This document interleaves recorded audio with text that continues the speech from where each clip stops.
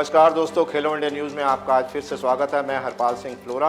हम आपके लिए रेगुलर न्यूज़ लेके आ रहे हैं। अलग अलग एपिसोड आपने देखे हमारे कराटे फेडरेशन स्कैम को लेकर, बहुत सारे ब्लेम्स लगे। हमने दूसरी फेडरेशन के प्रेसिडेंट का भी इंटरव्यू दिखाया।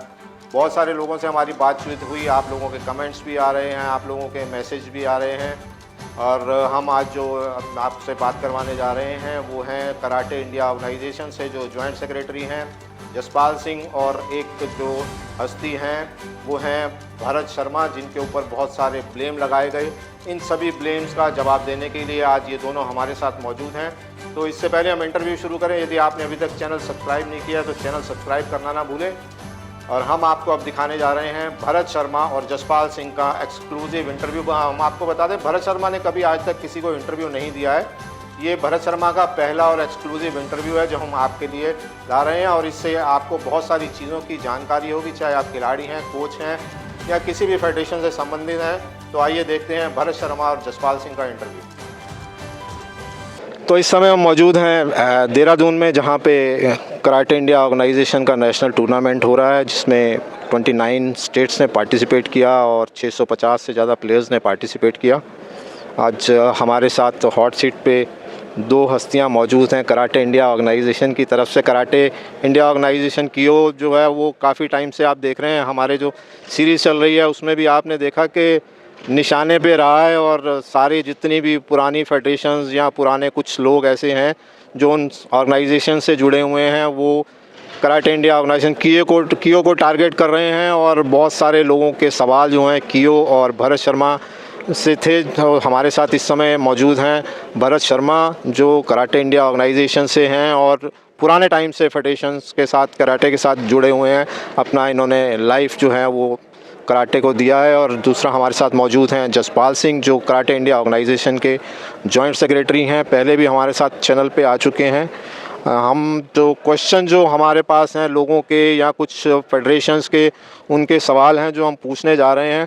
सर, आप ये बताएंगे कि जो काई थी वो अभी काई बंद नहीं हुई है, और आप ही के लोग जो हैं उसमें ऑर्गेनाइजेशन में जो डायरेक्टर हैं जुड़े हुए हैं, क्या कारण है कि उसको अभी वाइंड अप नहीं किया गया और कियो बना दी गई? उसके ख़त्म ना होने के बाद भी अभी कियो स्टार्ट कर दी गई है, क्या कारण है उसके पीछे? देखिए, सबसे पहले तो मैं सभी लोगों का ये भ्रम दूर करना चाहूँगा कि किसी भी इंडिविजुअल को किसी भी एसोसिएशन में ज्वाइन करने का और किसी भी एसोसिएशन से में ना रहने का एक लोकतांत्रिक अधिकार है। जहाँ तक बात काई के डायरेक्टर्स की है, तो जो काई के जो फाउंडर डायरेक्टर थे और उसके बाद जो अब टोटल डायरेक्टर्स हैं, जो 5 डायरेक्टर्स हैं, I am one of them. और सभी लोग इसके अंदर जो भी कंपनी लॉ के हिसाब से है वो बने थे, और इसको वाइंड अप करने के लिए या जो भी कोई जो प्रोसीजर होता है वो कंपनी लॉ के हिसाब से होता है। और मैनेजमेंट के अंदर हम नहीं हैं, मैनेजमेंट से हम रेजिग्नेशन दे चुके हैं। काई के मैनेजमेंट से हमारा कोई लेना देना नहीं है, और क्योंकि इसकी एक कानूनी एक लंबी प्रक्रिया है, उसके तहत जो भी हम जो हमारे हिसाब से जो काम होगा डायरेक्टर का, वो हम अपने लीगल वे में उसको करेंगे। और बट एज ऑफ नाउ काई के मैनेजमेंट से, काई के किसी भी एक्टिविटी से हमारा कोई लेना देना नहीं है। We are only on records in paper. तो कियो को इतनी जल्दी वर्ल्ड फेडरेशन का एफिलिएशन कैसे मिल गया, जबकि काई अभी एफिलिएटेड थी और इमीडिएटली उसका डी एफिलिएट करके और कियो को एफिलिएशन दे दिया गया? एक ब्लेम लगा था अभी जो हमने पीछे न्यूज़ थी 2 साल पुरानी है हालांकि, उसमें योगेश काला जी ने ब्लेम लगाया था कि भरत शर्मा ने $5 लाख दिए वहाँ पे वर्ल्ड कराटे फेडरेशन में, लगभग 4 करोड़ रुपया बनता है, और काई का एफिलिएशन ख़त्म करके कियो क्या एफिलिएशन ले आया। कितनी सच्चाई है इस बात में? देखिए, योगेश कालरा भी मेरे छोटे भाई की तरह हैं, और जैसा कि मुझे ज्ञात हुआ, जो मुझे मिला, तो उन्होंने तो ये बताया था कि उनके किसी नकली साइन से किसी ने ये सर्कुलेट किया था। हालांकि हमने उसको खिलाफ लीगल नोटिस भी उनको दिया था, बट उन्होंने पर्सनली बताया कि भाई कुछ लोगों ने कि ये फैब्रिकेटेड लेटर है, और उन्होंने नहीं दिया, क्योंकि उन्होंने एज ऑफ नाउ कभी कोई ऑफिशियली तो इस चीज़ को किया नहीं। और जितने करोड़ों रुपए की बात आप कर रहे हो, इतने करोड़ों रुपए, उसका क्या 10% भी मेरे पास होता तो मेरे को कराटे करने की ज़रूरत ही नहीं थी। और ये लोगों के अंदर भ्रम होता है कि कोई काम पैसे से होता है। जो लीगल काम होते हैं वो लीगलिटी से ही होते हैं, कोई पैसे से दे के ना कोई किसी को ख़रीद सकता है, और ना वर्ल्ड कराटे फेडरेशन तो इतनी बड़ी फेडरेशन है 200 कंट्री की जो चला रही है। आप सोचो, हम तो चूटी भर हैं, इतनी बड़ी बड़ी रिच कंट्रीज़ उसकी मेंबर हैं। यदि इस तरह के ऐसे काम होने लगे तो ये सिर्फ भ्रामक प्रचार है, और ये लोग जब सिर्फ अपने सेल्फ मोटिव के लिए, कराटे को बदनाम करने के लिए इस तरह की चीज़ें सोशल मीडिया पर डालते हैं, इनको सोशल मीडिया कॉकरोचेस बोला जाता है। तो कॉकरोच को मारने की तो बीमारी की तो दवाई आती है हिट, बट सोशल मीडिया के कॉकरोच को मारना आज के ज़माने में बहुत मुश्किल है। तो हम उसको बड़ा लाइटली लेते हैं, इग्नोर करते हैं, क्योंकि दुनिया के अंदर कोई भी एलिगेशन यदि बिना एविडेंस के लगाए तो that is only an allegation. उसकी कोई प्राथमिकता नहीं है, उसकी कोई रेलिवेंस नहीं है, तो उसको डस्टबिन में डालने का काम होना चाहिए, वही हम करते हैं। सर AIKF में भी थे आप, काई में भी थे आप, आज कियो में भी है आप हैं। कहा जाता है कि भरत शर्मा किसी पोजीशन पे नहीं भी हों तो फेडरेशन भरत शर्मा ही चलाते हैं। इसमें कितनी सच्चाई है और इस बात की क्या गारंटी है कि कियो के बाद फिर आगे कोई और ऑर्गेनाइजेशन नहीं बनेगी? ये थोड़ा मेरी समझ से बाहर है कि भारत शर्मा ही हैं। ऐसे 20 लोग हैं जो AIKF में थे, वही मेरे साथ आज काई में थे, वही लोग कियो में भी हैं, कोई मैं अकेला तो हूँ नहीं। हमारा बस ये है कि हम जो स्पोर्ट्स कराटे कर रहे हैं, हमारा मकसद यही है कि जो भी वर्ल्ड कराटे फेडरेशन से मान्यता प्राप्त संस्था है, हम उसके साथ हैं। कल WKF किसी और को देगी तो मैं तो उधर ही जाऊंगा, चाहे वो कोई भी फेडरेशन हो। मगर आज की डेट के अंदर यदि ऑथेंटिसिटी जो IOC इंटरनेशनल ओलंपिक कमेटी के चार्टर के हिसाब से जो वर्ल्ड की उनकी रिकग्नाइज स्पोर्ट्स फेडरेशन है, उसको पूरा अधिकार है अपने स्पोर्ट्स की बेटरमेंट के लिए किसी भी कंट्री की फेडरेशन को चेंज करना या उसके ऊपर कोई डिसीजन लेना। तो being a loyalist of world karate federation, क्योंकि हमारे प्लेयर अल्टीमेटली हम कराटे कर रहे हैं, हमारे प्लेयर खेलें और आगे जाएं। यदि हमारे ऊपर कोई बैनर ही नहीं होगा, यदि WKF का या AKF का बैनर होगा ही नहीं, तो हमारे प्लेयर बेचारे जाएंगे कहाँ? तो इसमें ऐसी कोई सच्चाई नहीं है, और मैं अकेला नहीं हूँ। मैं ऐसे 20 नाम आपको बता सकता हूँ जो मेरे साथ AIKF में भी थे, और जो मेरे साथ काई में भी थे, और जो मेरे साथ आज कियो में भी हैं। मैं अकेला नहीं हूँ। ये थोड़ा सा बात होता है कि लोगों का मानना है, ये मेरे को कहता हूँ ये इज्जत है। लोग ये समझते हैं कि यदि मैं रिप्रेजेंट करता हूँ वर्ल्ड कराटे फेडरेशन में अपनी कंट्री को as a technical commission member, मैं यदि AKF का एग्जीक्यूटिव मेंबर इलेक्ट हुआ, मैं साउथ एशियन का प्रेसिडेंट भी रहा, तो यदि इस तरह की जो चीज़ें हैं वो मेरे को अपनी काबिलियत से और इंटरनेशनल प्लेटफॉर्म पर जो मेरी भूमिका है उसको देखते हुए मिली, और इसका अल्टीमेटली फ़ायदा तो मेरे देश के खिलाड़ियों को, मेरे देश के लोगों को मिलता है। इससे मुझे तो कोई कुछ नहीं मिलने वाला, बट जेलेसी के कारण, कंपटीशन के कारण लोग इस तरह के अनार्गल आरोप लगाते हैं। तो मैं तो बहुत इन चीज़ों को सीरियसली लेता नहीं हूँ, क्योंकि जो भी आरोप लगाते हैं वो सब मेरे साथ काम कर चुके हैं, मेरे अंडर काम कर चुके हैं, मेरे साथ कर चुके हैं। मैं उनको आज भी अपना भाई मानता हूँ। मुझे पता है कि पहले 100 में से 90 आ गए हमारे साथ, जो 10 बच्चे हुए हैं वो भी आज नहीं तो कल आ ही जाएंगे, क्योंकि वर्ल्ड कराटे फेडरेशन या उससे एफिलेटेड बॉडी एक समंदर है। तो आखिर में दरिया हो या नदियाँ हो, नाले हों, नाली हो, एंड में सबने मिलना तो समंदर में ही है।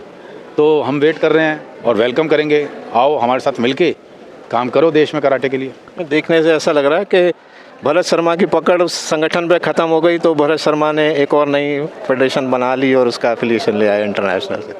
जी नहीं, संगठन पे मेरी पकड़ तो मैं मानता ही नहीं। मैं तो एक कराटे वाला हूँ, मैं कोई राजनीतिक आदमी तो हूँ नहीं कि मैं संगठन पे पकड़ करूँ।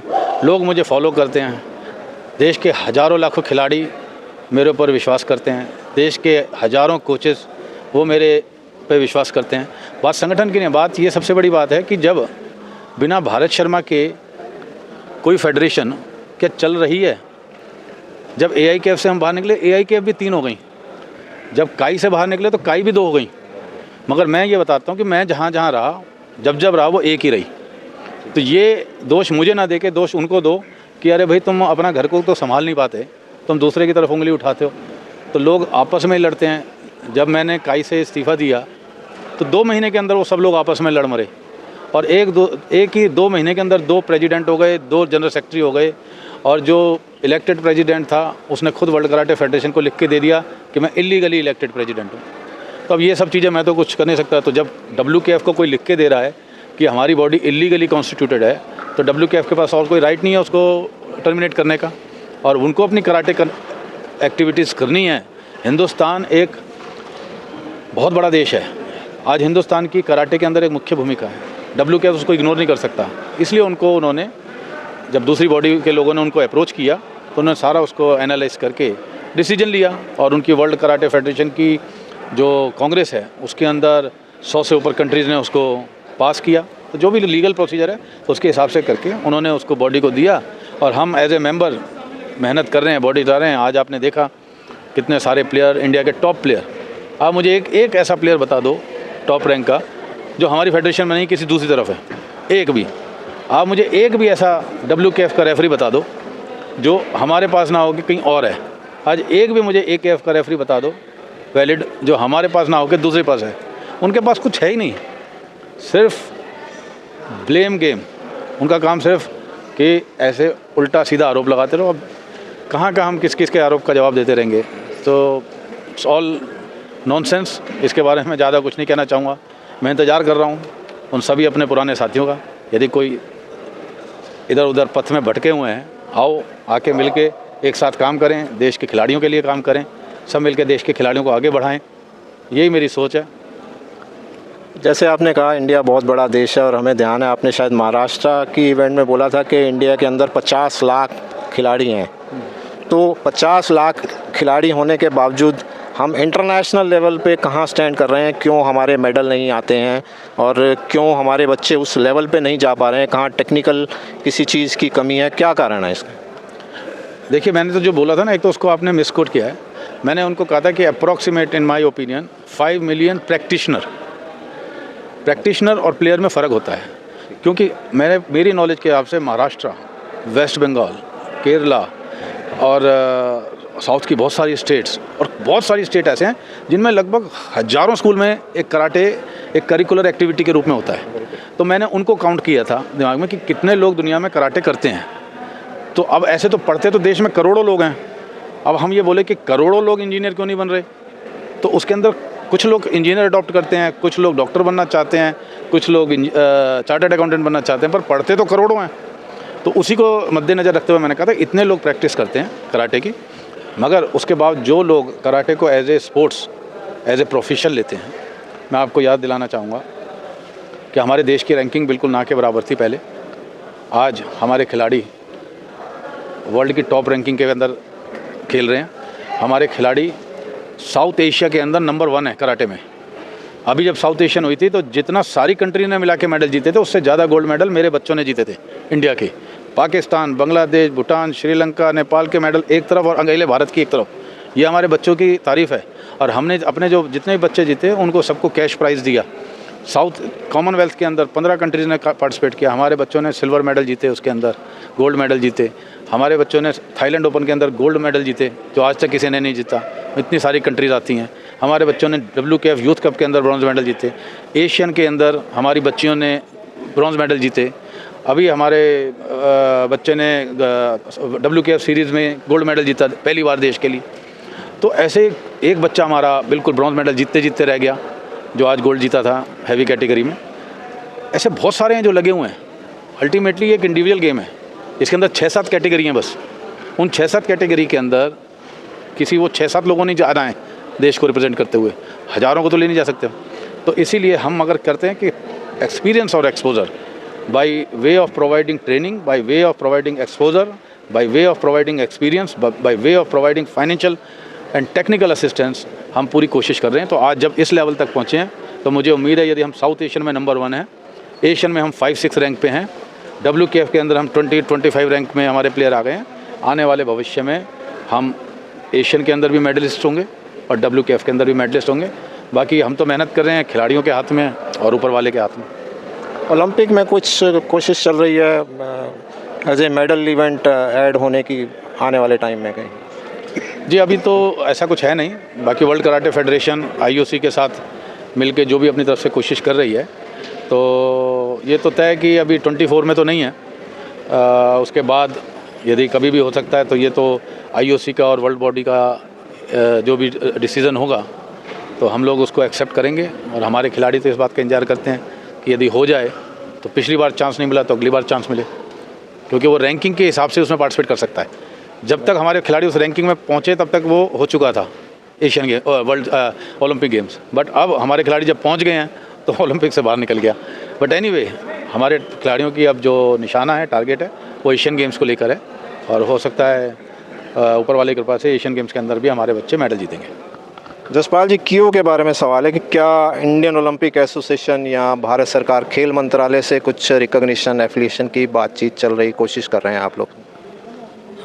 ये सभी कुछ अंडर प्रोसेस है और जो लीगल तरीके से जो सिस्टम है उस सिस्टम को फॉलो करते हुए हम लोगों ने एप्लीकेशन भारत सरकार और भारतीय ओलंपिक संघ दोनों को दिया हुआ है और as per the sports code और ओलंपिक के चार्टर के अनुसार भी वर्ल्ड कराटे फेडरेशन से एफिलेटेड केवल एकमात्र संस्था कराटे इंडिया ऑर्गेनाइजेशन भारत देश में है जो भारतीय कराटे खिलाड़ियों को अंतर्राष्ट्रीय स्तर पे, अंतर्राष्ट्रीय पटल पे, अंतर्राष्ट्रीय प्रतियोगिताओं में प्रतिनिधित्व करने के लिए भेज सकती है, जिसका एक पत्र वर्ल्ड कराटे फेडरेशन ने भारतीय ओलंपिक संघ तथा भारत सरकार को भी सूचित करते हुए जारी किया है, उन तक भेज दिया गया है।